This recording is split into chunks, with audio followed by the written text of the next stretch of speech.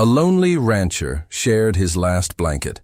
By nightfall, his cabin was surrounded by silent riders.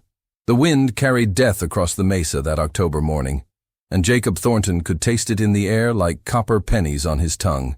He stood on his cabin porch, weathered hands gripping the rough-hewn rail, watching the horizon blur through sheets of rain that had been falling for 3 days straight. Something was coming, something that would change everything. But first, let me tell you about the choice that started it all.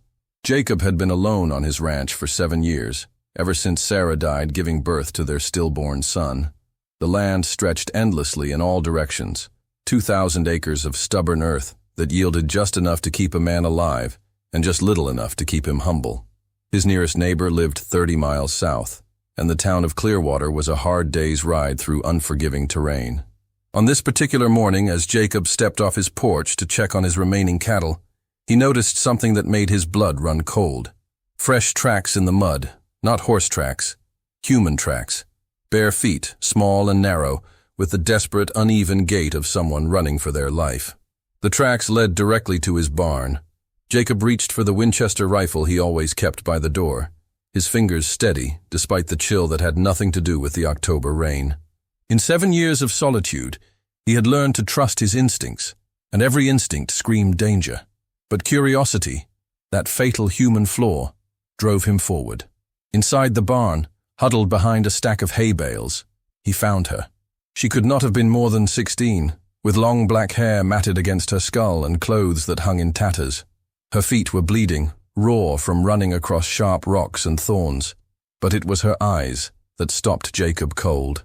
They held a terror so profound it seemed to reach into his chest and squeeze his heart. She spoke no English, only rapid, desperate words in what sounded like Apache.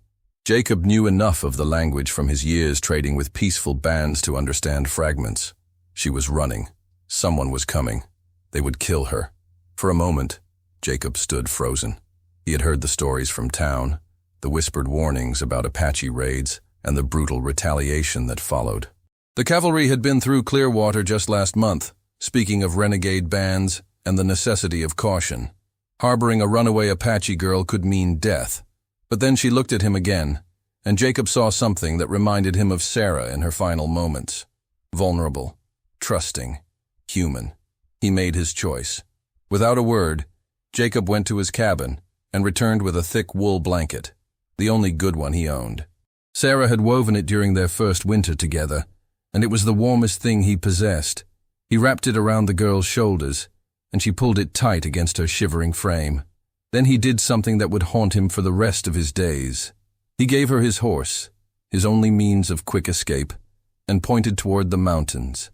The girl understood. She nodded once, mounted the horse with surprising grace, and rode into the storm without looking back. Jacob watched until she disappeared into the gray curtain of rain, then returned to his cabin to wait. He had no idea what he was waiting for, but he knew it would come. The first sign appeared just before noon. A single rider on the ridge above his ranch, sitting motionless in the rain. Jacob could barely make out the silhouette, but something about the way the figure sat his horse, perfectly still and patient, made Jacob's skin crawl. By mid-afternoon, there were 3 riders. They formed a loose line across the ridge, equidistant from each other, like sentinels watching over a condemned man. Jacob tried to go about his normal routine, feeding his cattle and checking his equipment, but the weight of their observation pressed down on him like a physical thing. As evening approached, the riders began to move. They descended the ridge slowly, deliberately, with the measured pace of men who had all the time in the world. Jacob counted them as they came. 5, then 7, then 10. By the time full darkness fell, Jacob could no longer count them all. They had surrounded his cabin completely, forming a perfect circle perhaps 50 yards out. In the flickering light of his oil lamp, he could see their shapes moving like shadows against the rain. They made no sound, no war cries, no demands, no communication of any kind. They simply sat their horses in the darkness and waited. Jacob understood this was about the girl. Somehow, they had tracked her to his ranch, had seen him give her aid, had watched her ride away on his horse. Now, they were here for judgment.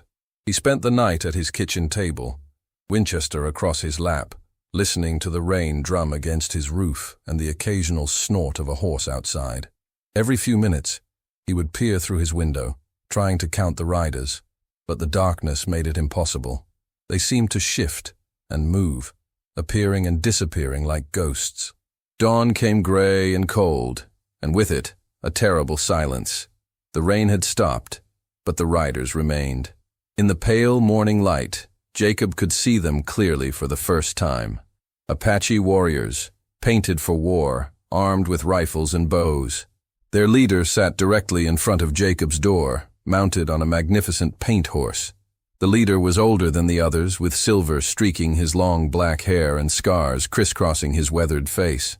His eyes, when they met Jacob's through the window, held no anger, no hatred, only a cold, calculating assessment. Jacob knew he had two choices. He could barricade himself in his cabin and wait for them to attack, or he could go outside and face whatever judgment awaited him. The first option would only delay the inevitable. The second required courage he wasn't sure he possessed. He chose courage.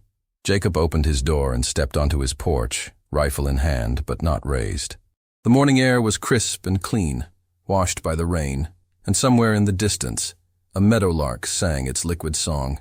It seemed impossible that such beauty could exist in the presence of such danger. The leader dismounted and walked toward the cabin.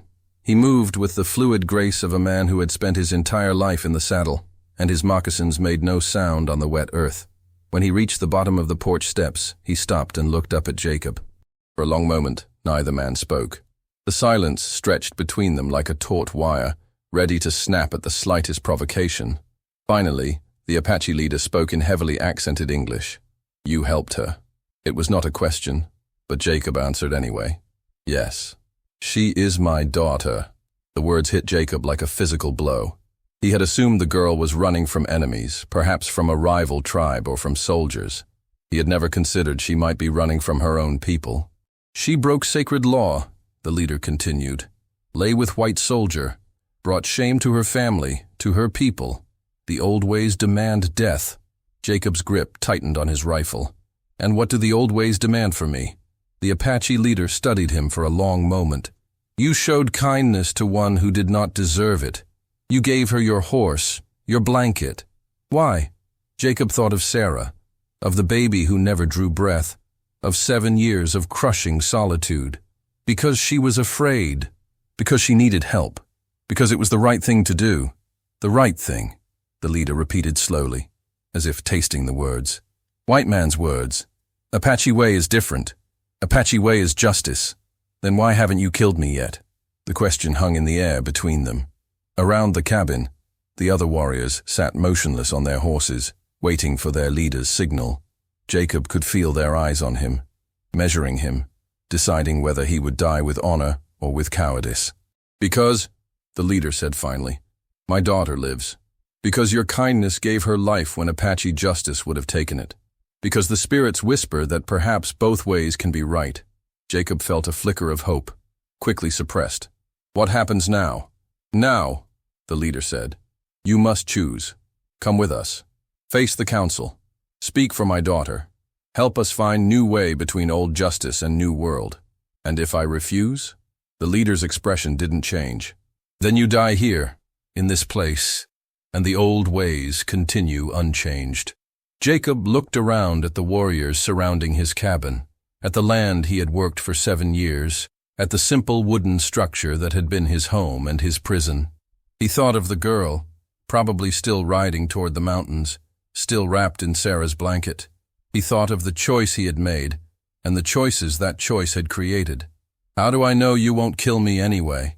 "You don't," the leader replied, "but you know what happens if you stay." Jacob stepped down from his porch and walked toward the Apache leader.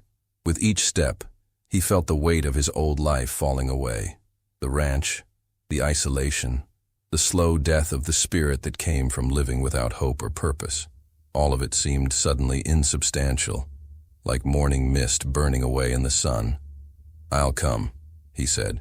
The leader nodded once, a gesture that might have been approval or might have been simple acknowledgement. One of the warriors brought forward a horse, and Jacob mounted it with the awkward grace of a man more accustomed to walking than riding.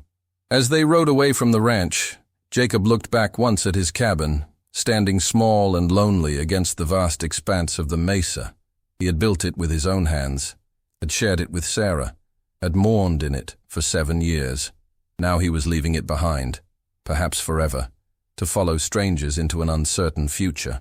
But as they rode toward the mountains, Jacob felt something he had not felt in 7 years. He felt alive. The journey took 3 days. They rode through country Jacob had never seen, across hidden valleys and through secret passes known only to the Apache. The warriors spoke little, and when they did, it was in their own language. But Jacob sensed a subtle shift in their attitude toward him.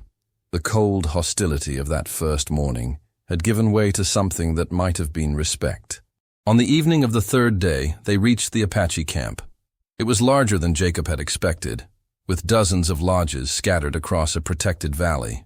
Smoke rose from cooking fires and children played in the gathering dusk. It looked, Jacob thought, remarkably like any other community. Peaceful, normal, human. The leader, who Jacob learned was called Nantan, took him to a lodge at the center of the camp. Inside, a council of elders waited. They were all men, all old, all bearing the weathered dignity of those who had lived through impossible times and survived. The trial, if it could be called that, lasted through the night. Jacob told his story simply and honestly, describing his encounter with the girl, his decision to help her, and his reasons for doing so. The elders listened without interruption, their dark eyes reflecting the firelight. When Jacob finished, the eldest of the council spoke. His voice was like wind through dry leaves, ancient and full of hidden knowledge. White man speaks of right and wrong as if they were fixed things, like rocks or trees. But Apache knows that right and wrong change with the wind, with the season, with the need of the moment. What is right for one time may be wrong for another. He paused, studying Jacob's face in the firelight. But kindness is like water. It finds its own level. It flows where it will, and it gives life wherever it goes. Another elder spoke. The old ways served us when the world was young, but the world grows old, and the old ways may no longer serve. Perhaps it is time for new ways. The debate continued until dawn. Jacob sat quietly, understanding that his fate was being decided by forces beyond his comprehension. These men were weighing not just his actions, but the future of their people. His choice to help one frightened girl had somehow become a catalyst for something much larger. When the sun rose, the council reached its decision.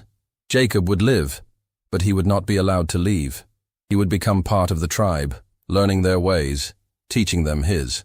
Most importantly, he would help them navigate the changing world that was rushing toward them like a flood. And the girl, she would be forgiven, her crime forgotten, her life spared. The old law would bend just this once to accommodate the new reality. 3 months later, Jacob stood on a ridge overlooking the valley, watching the sun set over the Apache camp. He had learned to ride like an Apache, to track like an Apache, to think like an Apache. But more than that, he had learned to live again. The girl, whose name was Ayana, had returned to the camp 2 weeks after the trial. She had thanked Jacob quietly, in careful English, and had given him back Sarah's blanket. But Jacob had insisted she keep it. Some gifts, he told her, were meant to be passed forward, not returned. Nantan approached him on the ridge, moving with his characteristic silent grace. "You think of the ranch," he said. "Sometimes," Jacob admitted, "but not with sadness. That was another life. And this life? Are you content?" Jacob considered the question. Content seemed too small a word for what he felt. He had found purpose again, had discovered that kindness could indeed change the world, one choice at a time. He had learned that justice was not always about punishment, that sometimes the greatest strength lay in the willingness to bend. "I am home," he said finally. Nantan nodded, understanding. They stood together in comfortable silence, watching the stars emerge in the darkening sky. Somewhere in the valley below, a baby cried, and a mother sang it to sleep. The sound drifted up to them on the evening breeze, a promise of continuity, of hope, of new beginnings born from old endings. Jacob thought of the choice he had made that rainy October morning, the choice that had seemed so simple at the time: give a blanket to a frightened girl. Help someone who needed help. Do the right thing, even when the right thing was dangerous. He had not known then that one act of kindness could reshape the world. He had not known that stepping outside his door that morning would lead him to a new life, a new family, a new understanding of what it meant to be human. But perhaps that was the point. Perhaps the most important choices were always made in ignorance, driven not by knowledge of consequences, but by the simple impulse to help, to heal, to hope. The night deepened around them, and Jacob felt the vast peace of the desert settling into his bones. Tomorrow would bring new challenges, new choices, new opportunities to shape the world through small acts of courage and compassion. Tonight, though, he was content to stand on the ridge and watch the stars, knowing that somewhere in the darkness a girl slept safely under a blanket woven by love and kept warm by kindness. It was enough. It was more than enough. It was everything. The seasons turned, and with them, Jacob's understanding of his place in this new world deepened. Winter came early to the mountains, blanketing the valley in pristine snow that muffled sound and transformed the landscape into something ethereal and timeless. The Apache moved with the seasons like water following ancient channels, reading the land's moods with an intimacy that Jacob was only beginning to comprehend. He had been given a lodge of his own, positioned at the edge of the camp where he could serve as a bridge between two worlds. The structure was simple but functional, built from pine poles and buffalo hide, warmed by a central fire that painted dancing shadows on the walls. It was smaller than his cabin had been, but it felt more alive, more connected to the rhythms of the earth and sky. During the long winter evenings, Jacob found himself drawn into the storytelling circles that formed around the communal fires. The Apache were master storytellers, weaving tales that carried the weight of generations, stories that taught and warned and preserved the essence of who they were. At first, Jacob simply listened, struggling to understand the rapid flow of Apache words and the subtle gestures that gave the stories their full meaning. But gradually, he began to contribute stories of his own. He told them about the world beyond the mountains, about the strange customs of the white settlements, about the iron horses that carried people across vast distances, and the talking wires that carried messages faster than the swiftest horse. The children listened with wide eyes, and the adults with the careful attention of those who understood that knowledge of the enemy was essential for survival. One evening, as snow swirled outside and the fire crackled with resinous pine, Nantan asked Jacob to tell the story of how he had come to be among them. It was a request that carried weight, Jacob understood. Stories were not just entertainment among the Apache. They were history, law, and prophecy all woven together.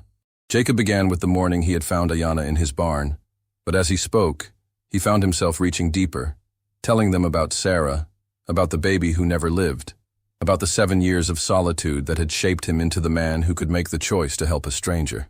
He spoke of loneliness as a living thing, a creature that fed on silence and grew stronger with each passing day.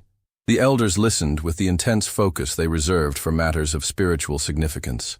When Jacob finished, the oldest among them, a man called Geronimo, whose name carried the weight of legend, spoke in the formal cadence reserved for important pronouncements. "The white man's story is also our story," he said. "Loss makes us who we are. How we carry that loss, how we let it shape us, determines whether we become wise or bitter, strong or broken." He paused, studying Jacob's face in the firelight. "You carried your loss like a stone in your heart, heavy but precious. It did not make you hard. It made you ready to recognize pain in another. Spring brought new challenges and new revelations. The snows melted, revealing a world washed clean and bursting with life. Game was plentiful, and the Apache moved their camp to follow the seasonal migrations. Jacob learned to break camp with the fluid efficiency of someone born to the nomadic life, understanding now that home was not a place but a people. During these travels he encountered other Apache bands, each with their own customs and traditions. Some regarded him with suspicion, this white man who moved among them with growing confidence.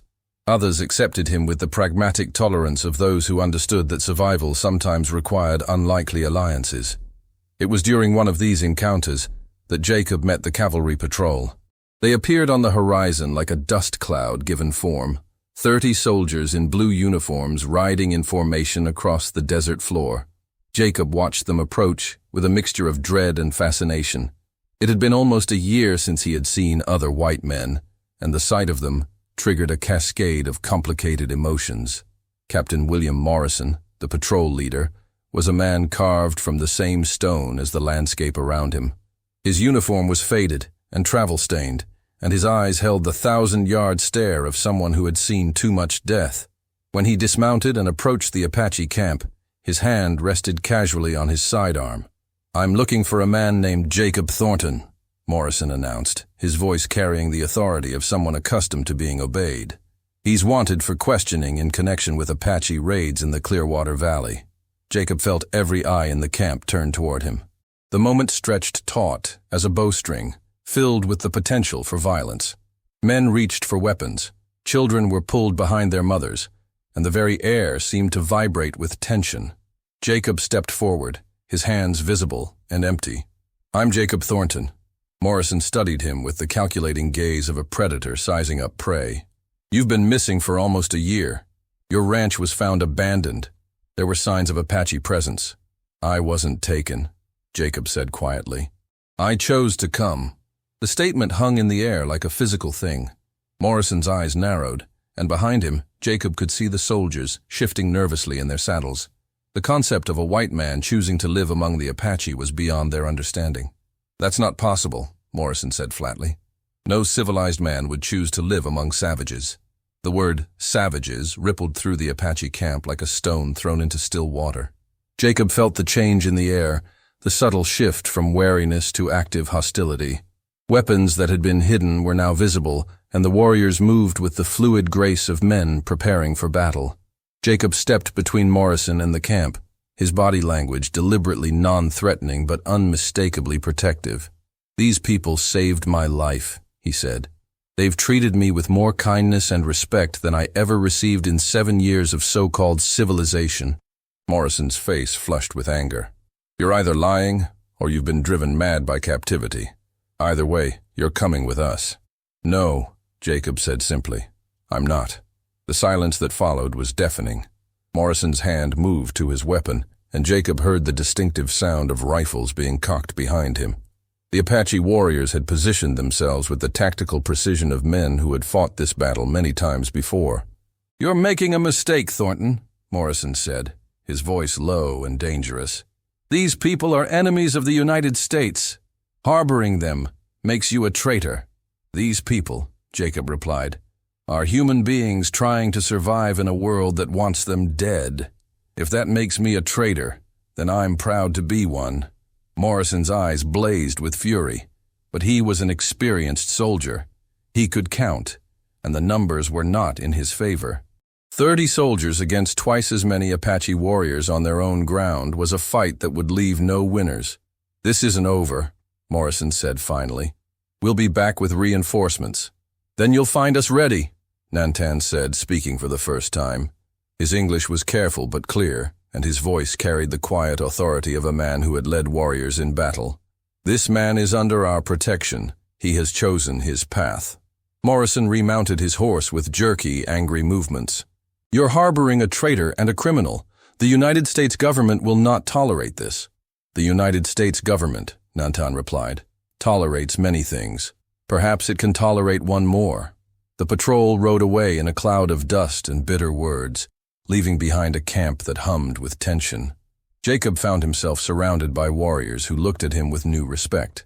He had chosen them over his own people, had declared himself one of them in front of armed soldiers. It was a gesture that carried weight in Apache culture, but it also carried consequences. Over the following weeks, more patrols appeared on the horizon, never close enough to threaten the camp directly, but always visible, always watching. The Apache moved more frequently, following ancient routes through hidden valleys and secret passes. They were being hunted, and everyone knew it. Jacob felt the weight of responsibility settling on his shoulders like a heavy cloak. His presence among the Apache had made them targets in a way they had never been before. He was not just a bridge between worlds now.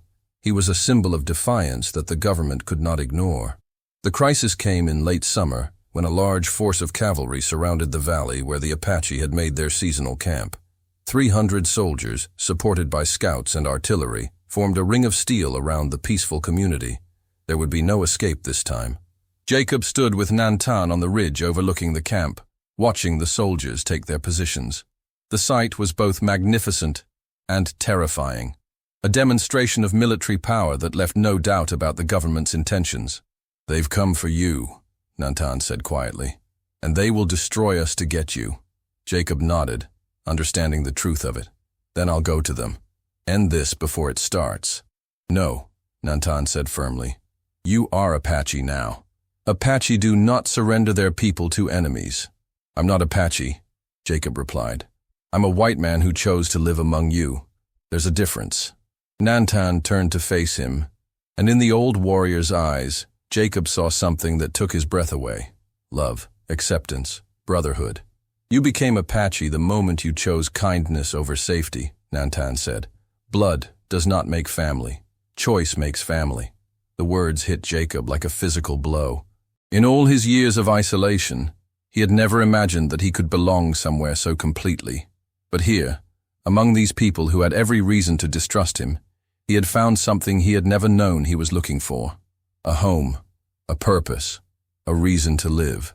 The siege lasted 3 days. The Apache could have fought, could have made the soldiers pay dearly for their victory. But Jacob proposed a different solution. He would meet with the commanding officer under a flag of truce. He would negotiate not just for his own freedom, but for the freedom of his adopted people. The meeting took place in the center of the valley, equidistant from both camps. Colonel James Hayes was a career soldier, a man who had spent his entire adult life fighting Indians. He approached the parley with the weary resignation of someone who had seen too much war. "Mr. Thornton," he said, dismounting from his horse, "you've caused us quite a bit of trouble." "I've caused you no trouble at all," Jacob replied. "I've simply chosen to live differently." Hayes studied him with the professional interest of a man trying to understand his enemy. "You look like one of them now. Dress like them, talk like them. Are you even still civilized?" Jacob considered the question seriously.